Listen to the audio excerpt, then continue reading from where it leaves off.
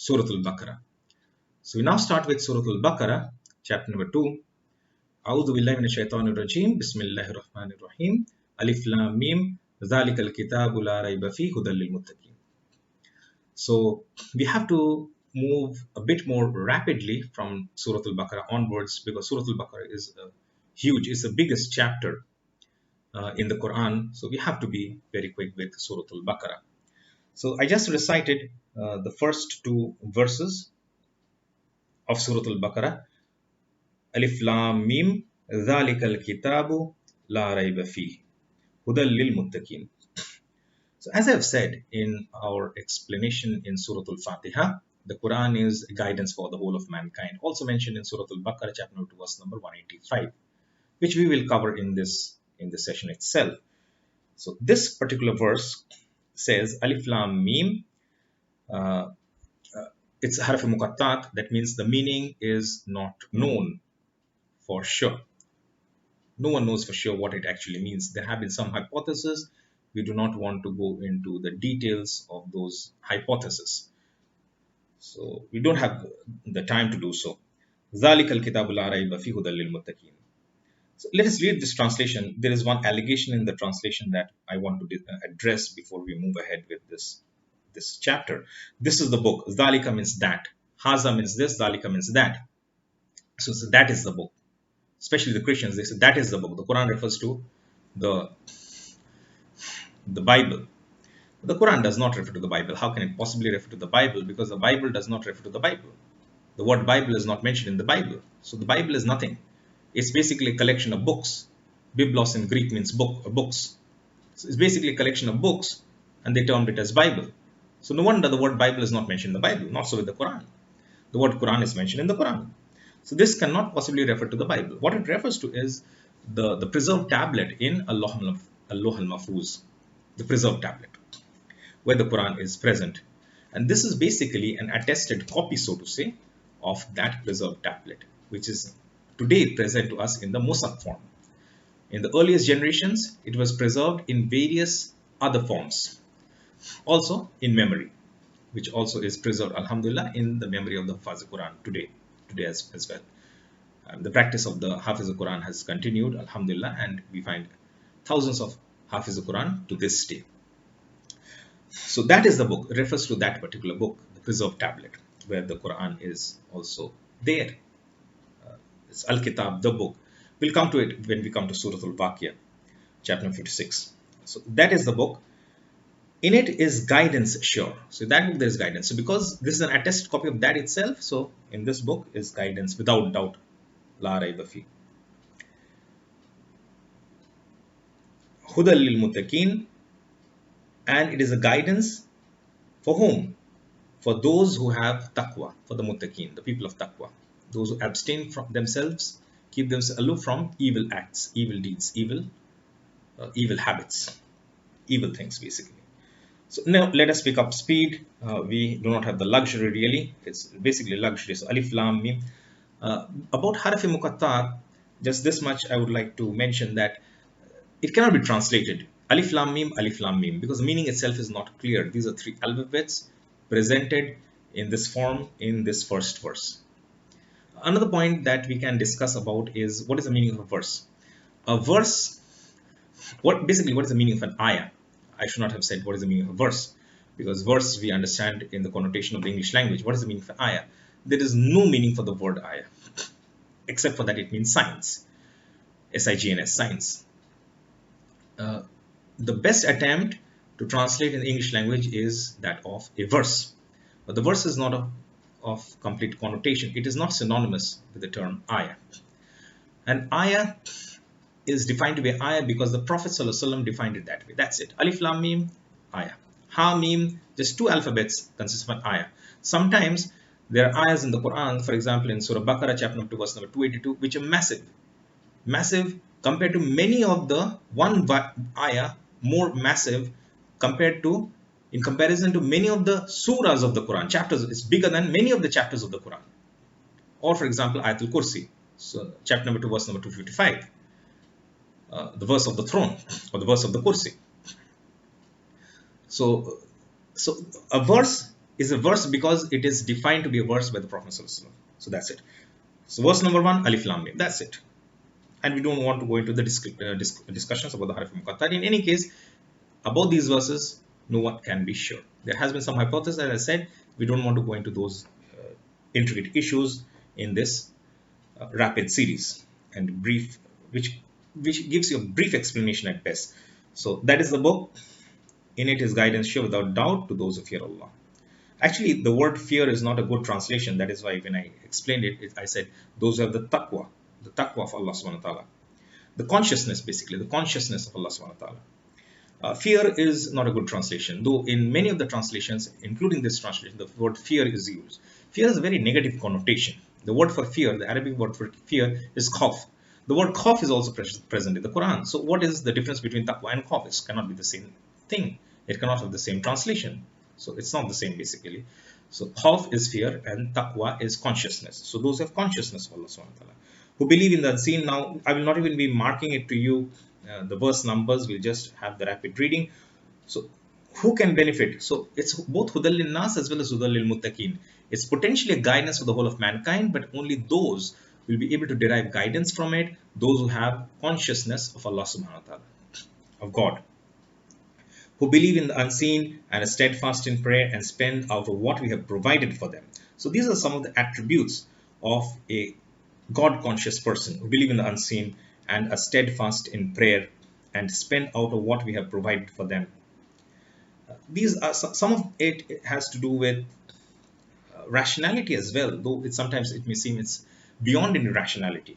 Confucius, if you know a Chinese philosopher, something he's a prophet, we cannot be sure, but he made a statement that there is nothing, I'm forgetting the exact statement, but something to the effect that there is nothing more real than what is hidden. Something to this effect.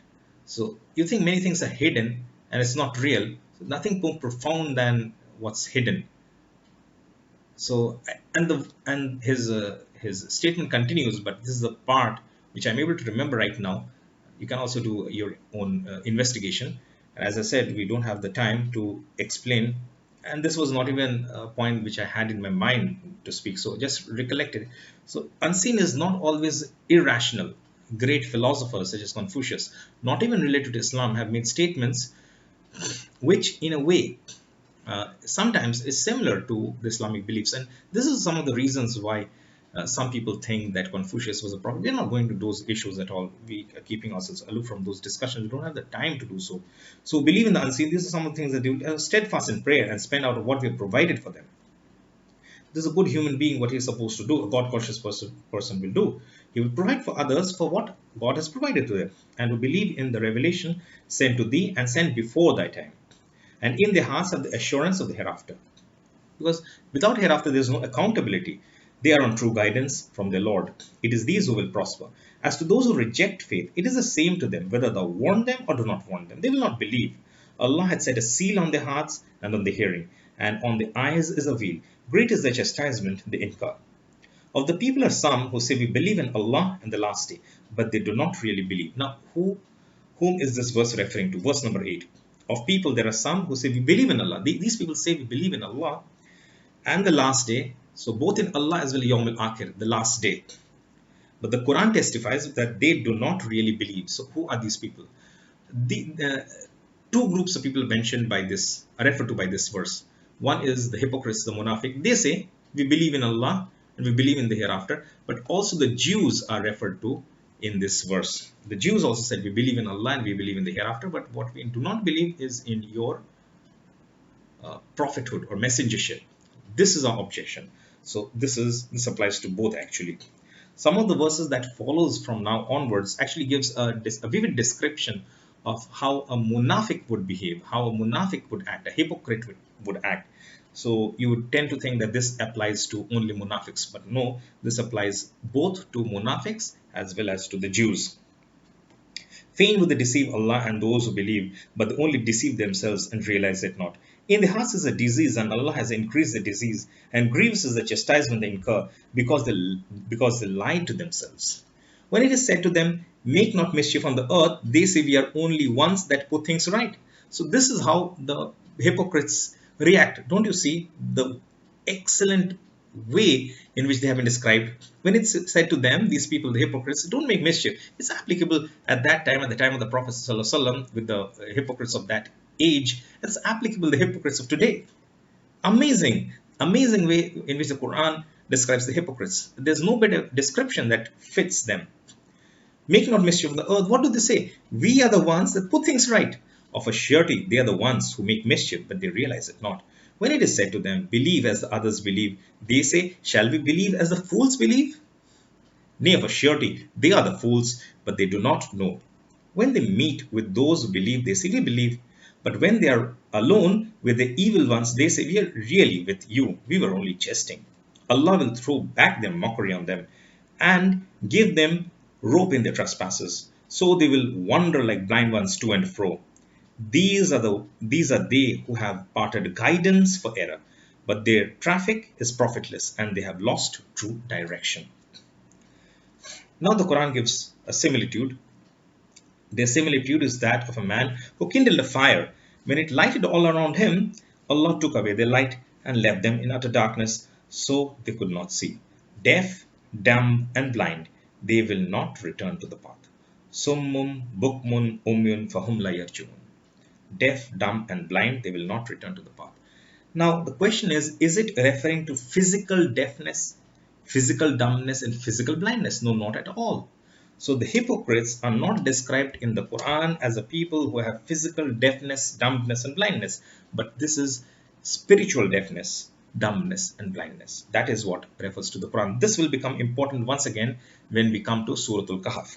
It will have profound implications at that time, and also in certain other passages which deal with Islamic spirituality, about which there is a massive confusion in this era. What exactly is Islamic spirituality? It's not okay. We'll come to those issues in some details, not in great details, but in some details when we read the relevant passages, inshallah. So this is verse number 18, very important verse. Deaf, dumb, and blind, they will not return to the path. Verse number 19 continues, and we will just continue as before, not reading out each verse by its number, but we'll just continue as in a quick manner. Or another similitude is that of rain-laden cloud from the sky. In it are zones of darkness and thunder and lightning. They press their fingers in the ears to keep out the stunning thunderclap, the while they are in terror of death. But Allah is ever round the rejectors of faith. The lightning all but snatches away their sight. Every time the light helps them, they walk therein. And when the darkness grows on them, they stand still. And if Allah willed, He could take away their faculty of hearing and seeing, for Allah had power over all things. O ye people, worship your God and Lord, who created you and those who came before you, that ye may become righteous, who has made the earth your couch and the heavens your canopy, and sent down rain from the heavens and brought forth therewith fruits for your sustenance. Then set not up rivals unto Allah when you know the truth, and if you are in doubt as to what we have revealed from time to time to our servant refers to the Prophet ﷺ, then produce a surah like thereunto. This is a challenge of the Quran, and no one has been able to fulfill this challenge for more than 1400 years. And call your witnesses or helpers if there are any besides Allah, if you are truthful. So this is a challenge of the Quran, and no one has been able to meet this challenge. But if you cannot, and if a surety cannot, then fear the fire whose fuel is men and stones, which is prepared for those who reject faith. Now there are 2 points which we can actually explain in this verse, but one is an objection raised by the non-Muslims, usually mostly the Christians. And if you cannot, and if a surety cannot, sometimes even the Hindus, the Hindu intellectuals, any intellectuals, so-called intellectuals, they're not really intellectuals, otherwise they would have felt the truth, understood the truth. But if you cannot have a surety, you cannot, then fear the fire whose fuel is men and stones. It says, the Quran gives us challenge, but then itself says that you cannot produce a surah. So where is the challenge basically? The point is, the next verse does not nullify the challenge. It gives a statement about describing that the challenge, it's impossible for you to meet. It's not preventing you basically to meet the challenge. So you go ahead. It does not stop you. It just makes a statement about the truth of it all, that you will not be able to prove these truth. They're untrue. And the second point is that it says that fear the fire whose fuel is men and stones, which is prepared for those who reject faith. Now, those who reject faith includes both human beings as well as jinns. Now, human beings are made of, they're made of earth. They are not made of fire. And when we put our hand, when we put our hand in our fingers, I'm not telling you to put your fingers, but if accidentally you put your hand in your finger, you feel the burn, you feel the pain. The question some people raise is, how can jinns be punished? Because they are made from fire. So they are made from fire, so how can they be punished in the hell with fire?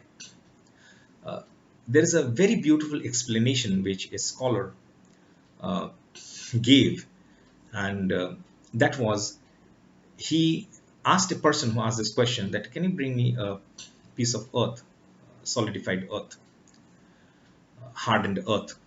And that person brought him and he threw at him, not very hard, not to break his head, but with sufficient, not very soft as well, but sufficient, at a sufficient with a sufficient speed, and it hit him. And then he asked the person, did it hurt you? He said yes. So you are made from earth, and when you are buried, it actually decays and dissolves, mixes with the earth, and the solidified earth, the piece of clay, is also made of earth, the same substance, but still you felt hurt. Similarly, this is an analogy basically. We are not even trying to suggest how Allah will punish the jinns. Similarly, it is not beyond the capacity of Allah subhanahu wa ta'ala to punish jinns who are made from fire with fire. So this is a very beautiful explanation, and I thought I should just give you this explanation before we proceed further. So next it says, verse number 25, but give glad tidings to those who believe and work righteousness, that their portion is gardens beneath which rivers flow. Every time they're fed with fruits therefrom, they say, why? This is what we were fed with before. For they are given things in similitude, and they have therein spouses purified, and they abide therein forever. Allah disdains not to use the similitude of things, even of a gnat, as well as anything above it. Those who believe know that it is the truth from their Lord. This means the Quran is the truth from their Lord. But those who reject faith say, what means Allah by this similitude? By it he causes many to stray, and many he leads into the right path, but he causes not to stray except those who forsake the path. Allah does not forcefully derail a person from the right track, so to say. Those who break Allah's covenant after it is ratified, and who sunder what Allah has ordered to be joined, and do mischief on earth, these cause loss only to themselves. How can you reject faith in Allah, seeing that ye were without life, and he gave you life? Then he will cause you to die, and will again bring you to life, and again to him will you return. It is he who hath created for you all things that are on earth. Then he returned to the heaven and made them into 7 firmaments. Now, it's time for us to just have a look at the Arabic word over here, the translation of which is 7 firmaments. The Arabic word is Saba Samawat. Now, sometimes the word Samawat is translated as heaven, sometimes as skies, sometimes as firmaments, but none of this translation is actually very correct. We will come to know of the full profoundness of this term, I think, when we reach Surah Kahf, and also once again in Surah Anbiya, chapter number 21, verse number 30 specifically of Surah Anbiya. Chapter number 21 is Surah Anbiya. Over there we'll discuss about the word Samawat. But for now, let me just tell this to you, that the word Samawat actually means dimension. Saba Samawat is 7 dimensions. Now, by the concept of dimensions, we mean what we mean in physics about the dimensions, about the 3-dimensional space and about the higher dimensions.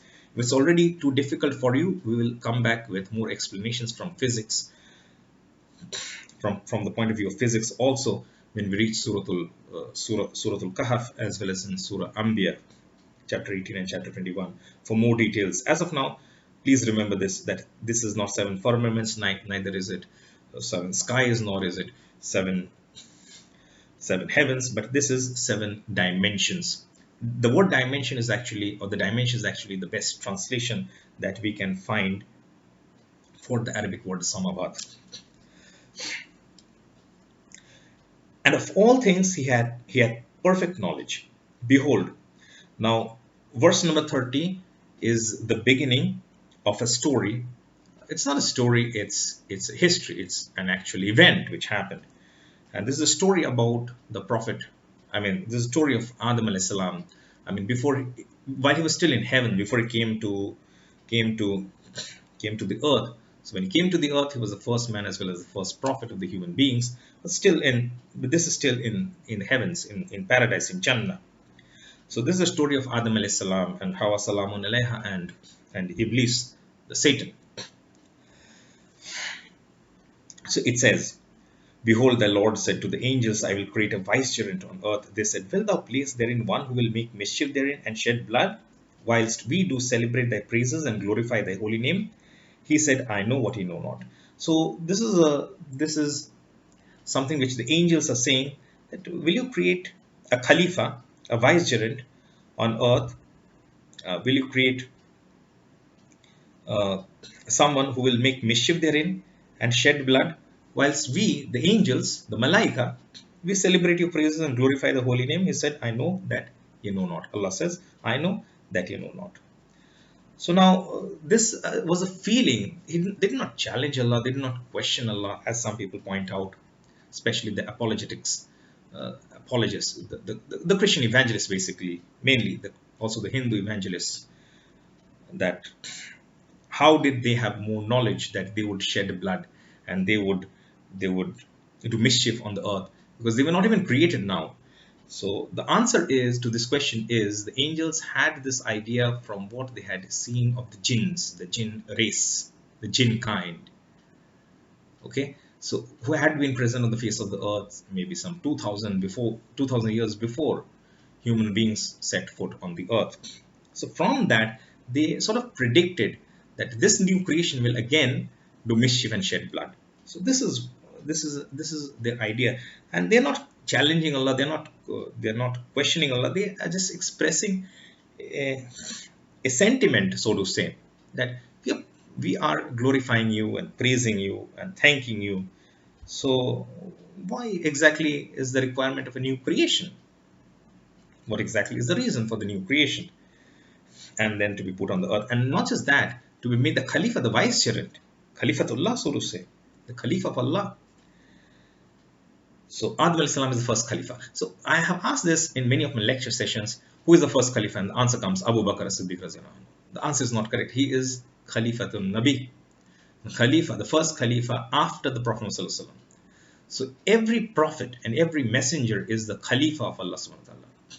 He's the vicegerent of Allah subhanahu wa ta'ala. So Adam alayhi salam is the first human being, he's the first prophet, he's the first messenger, he's the first Khalifa. Now, I have not made a slip of tongue when I said Adam alayhi salam is the first messenger. Don't come back to me with certain hadiths which suggest that Nuh alayhi salam is the first messenger, and don't start this controversy. I can go deep into it, but this is not the right time to go into the controversies. Rather, we are intending to seek some benefits out of this series, out of this session, out of this Ramadan. We are not in the mood to argue and fight with you. That's not our intention. For that, we can engage in debates. We have done that successfully. I usually don't like to debate with Muslims. I usually have had several successful debates, all of which are available for you to see, with scholars, prominent or eminent scholars of other faiths, Christian scholars, Hindu scholars, etc. So okay, so let's continue with the story. And he taught Adam alayhi salam, the names of all things. Ism. It's not just names. Now the word itself is very interesting. It says ism. Ism. One of the meanings of ism can be name. Ism does not mean name. Now I don't want to go too much into the Arabic grammar. We have some 8 or 9 parts of speech in the English language. In Arabic, there are just 3 parts of speech: ism, fail, and harf. Fail is something which directly corresponds to the parts of speech which we call in the English language as verb.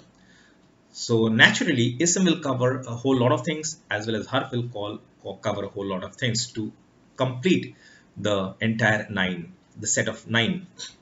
So ism can mean noun, and name is a noun basically. Ism can refer to pronoun or adjective or adverb. It can mean so many different things. So basically, it's profound. So he not only taught the names, he taught the adjective. What is it? It's an attribute, property, characteristics, quality, essence. So many things are coming. So this is, it's absolutely. I mean, ism is not noun. How do you translate? Now, this would sound very ridiculous, very strange. He taught Adam the noun and pronoun and the adjective and adverb and whatever is applicable, whatever situation for all things. This would seem a rather very strange translation. And it's not terse, it's not concise. So for the conciseness, I don't blame the translator at all. And he taught Adam the names of all things, Adam al-Islam the names of all things, and he placed them before the angels and said, tell me the names of these if you're right. So now tell me the names would not make much sense unless, of course, you also ask for the properties and the quality of certain things. And for these qualities, name, what is a name? Whatever I give, it said, a rose would smell as sweet by any other name. Isn't it true? A rose, if you called it something else, I don't know, maybe ABCD. I don't know. I mean, if you called rose ABCD, it would smell as sweet even then. So what's in a name? So rather, it's about the property or the quality which should seem to us to make more sense, and that's what it is. Tell me the names of these if you're right. As I said, I'll not pick and choose every translation. I mean, if you tell me to translate, I will not be able to translate as well. So what's the point in arguing? So I'm not blaming the translator at all. This is the limitation of the language. Tell me the names of these if you're right. They said, glory to thee. Of knowledge we have none, save what thou hast taught us. In truth, it is thou who art perfect in knowledge and wisdom. He said, O Adam, tell them their names. When he had told them their names, Allah said, did I not tell you that I know the secrets of heaven and earth, and I know what he revealed and what he concealed? And behold, we said to the angels, bow down to Adam alayhi salam, and they bowed down, not so Iblis. Now, the story of Adam alayhi salam, Hawa salamun alayhi, and Iblis is repeated in the Quran some 7 times. And this passage is mentioned about 7 times in the, I think it's mentioned 7 times in the Quran. Bow down to Adam, or prostrate to Adam, do sajda to Adam alayhi salam. Now, can we do sajda?